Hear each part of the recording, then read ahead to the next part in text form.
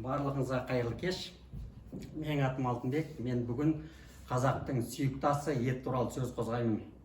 Кезінде бабаларымыз бір-ақ ауыз сөзбен ет дегенде бет бар ма деп, еттің қаншалықты қазақ үшін маңызды ас екенін айтып өткен. Бірақ әлемдегі соңғы болып жатқан жаңалықтар, ет туралы жаңалықтар қуанышты жаңалық емес. Әсіресе осы етті жақсы көретін қазақ сияқты халықтар үшін. Сіздер мүмкін естіген боларсыздар, қазір әлемде лабораторияда, пробиркада жасанды ет жасап жатыр. Жасанды деген түсінікті болып кету үшін айтайын, искусственный мясо. Жалпы ет емес, қазір әлемде барлық нәрсеге химия қосу, барлық нәрселерді жасанды түрмен жасау, табиғи емес өнімдердің саны артып бара жатыр. Сіздер қалай ойлайсыздар? Табиғи емес, яғни жасанды тамақтардың артуына қандай себептер бар? Тапшылық, иә, дұрыс. Адам саны көбейді. Сосын қандай мысалдар бар? Потребительство, қазақша қалай? Арзан болу, иә. Иә, дұрыс айтасыз. Негіздер, сіздер айтқан нұсқалардың бәрі дұрыс. Соның ішіндегі ең негізгі нұсқа ол жер бетінде адам санының көбеюі. Жалпы әлемде халық саны 10 миллиардқа жеткенде барлық адамды тамақпен, әсіресе пайдалы тамақпен қамтамасыз ететін пайдалы жер болмайды. Сол үшін әлемде көптеген өндірушілер өздерінің тамақтарына, өздерінің өнімдеріне әртүрлі қоспаларды, химияларды қосуда. Мысалы, қарапайым мысал келтірсек, қазір балалардың бәрі жақсы көретін, орысша айтқанда натуральный сок. Аты натуральный болғанмен іші 100% химия. Оны бәріміз білеміз, ол жерде су мен тек қана краска бар. Ал оның ішінде ешқандай табиғи, ешқандай өнім жоқ. Біз білеміз, ол жерде ешкім алманың шырынын сығып істемейтін. Немесе бір басқа бір мысал келтірсем, базардан сатып жейтін қарбызды, мысалы қияр. Егер ауылға барып бақшаның қиярын жегендеріңіз болса, ауылдағы бақшаның қияры мен базарда сататын қиярдың дәмі екеуі екі бөлек. Базардың қиярында мүлдем дәм болмайды, немесе иіс болмайды. Бізде бір үйде мынандай жағдай болды, осыдан бірнеше жыл бұрын үйде анаммен базарға бардық. Сосын ерте көктемнің кезі, базарда әлі жеміс-жидектер бар, бірақ әлі піспейтін уақытта. Сосын біз қарбыз алдық. Енді басқа азық-түлік алуға барғанбыз, бірақ қарбызды көріп қызығып алыптық. Бірақ қарбыздың ол кезде біз өзіміз білеміз, қарбыздың уақыты келмеген. Бірақ сонда да қызығып алдық, үйге әкеліп жардық, іші қып-қызыл, сосын жедік. Сол күні бәріміз ауруханаға түстік. Сонда ауруханада врачтар айтты, бұның ішінде нитраттар шамадан тыс қосылған деп. Яғни бұл өте зиян адамның денсаулығына. Жоғарыда айтып кеткендей, бұл жалғыз өсімдік немесе жеміс-жидектер емес, барлық нәрсеге қазір жаппай осындай химияларды қосып жатыр және жасанды түрмен өсіріп жатыр. Қарапайым сондай мысалдардың бірі, пробиркада адамдар қазір ет өндіріп жатыр қазір.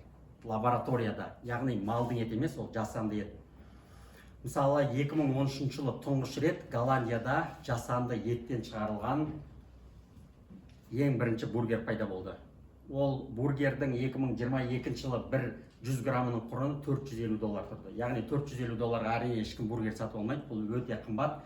Бірақ болашақта барлық өндірушілер өздерінің өнімдерінің бағасын төмендету үшін жұмыс жасауда. Израильдік Aleph Farm компаниясы қазір алдағы өз 5 жылға жоспар құрған. Ол 5 жылда өздерінің жасанды тауық етінің бағасын, кәдімгі фермада өсетін тауық етінің бағасынан арзан қылуға халық алдында уәде беріп, осындай жоспар құрды. Жасанды ет деген жалпы қалай жасалады? Ең бірінші малдың клеткаларын алады, одан жасушалар, тканьдар өсіріп шығарады, оны лабораторияда өсіреді. Осылай жасанды ет деген пайда болады. Былтыр бірінші рет Америкада Good Meat компаниясы үлкен биореакторды іске қосты. Осы биореактор жылына 170 тонна жасанды сиыр етін өндіреді. Және де бұл жалғыз бір компания емес, әлемде 200-ден астам компания осындай жасанды етті қарқынды түрде өндіріп жатыр. Енді бұл әрине ет жейтін қазақ сияқты, мысалы қырғыз сияқты халықтар үшін жағымды жаңалық емес, ешкім жасанды ет жегісі келмейді. Бірақ соған қарамастан бізден басқа да басқа елдер бар, мал өсіре алмайтын, жер саны кішкентай деген сияқты. Осы Good Meat компаниясының атқарушы директоры Джош Тетрик өзінің сұхбатында былай деген: жасанды ет адам өмірінде үлкен маңызға ие, себебі бұл бізге жануарларды өлтірмей, табиғатқа зиян келтірмей, ормандарды қиратпай, ет жеуге мүмкіндік береді дейді. Мүмкін ол дәл қазіргі таңда біз үшін мүмкін емес нәрсе шығар, бірақ мүмкін 30 жылдан кейін біздің немерелеріміз жасанды ет жеп өссе, біздің 2025 жылы не үшін біздің өлтірілген малдың етін жегеніміз сұрақтан қалатын шығар. Жалпы сіздерге Қазақстандағы мал саны туралы бір қысқа ақпарат беріп өтейін. Қазақстанда дәл қазір 30 миллион мал бар. Ал осыдан 120 жыл бұрын мал саны 45 миллион болған екен. Яғни мал саны азайған, ал керісінше адам саны қазіргі таңда 20 миллион бәріңіз білетіндей, ал осыдан 120 жыл бұрын 5 миллион болған. Яғни адам саны өскен, мал саны азайған.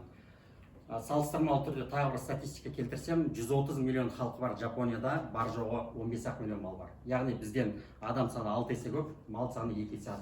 Яғни Жапония сияқты мемлекеттер өздерінің осындай жасанды ет жасауға қатты қызығушылық танытып отыр. Сосын сөзімнің соңында сіздермен бір қуанышты жаңалықпен бөлісіп кетейін. Ол Қазақстанның жері үлкен, ал халық саны аз. Сондықтан болашақта егер сіздер жасанды мал етін, жасанды етті жегілеріңіз келмесе, сіздерді мал шаруашылығымен айналысуға, немесе ауыл шаруашылығымен айналысып жатқан қандастарымызды қолдауға шақырамын. Қазақта мынандай сөз бар: асық ойнаған азар, топ ойнаған тозар, бәрінен де қой бағып, құйрық жеген озар. Назарларыңызға рахмет.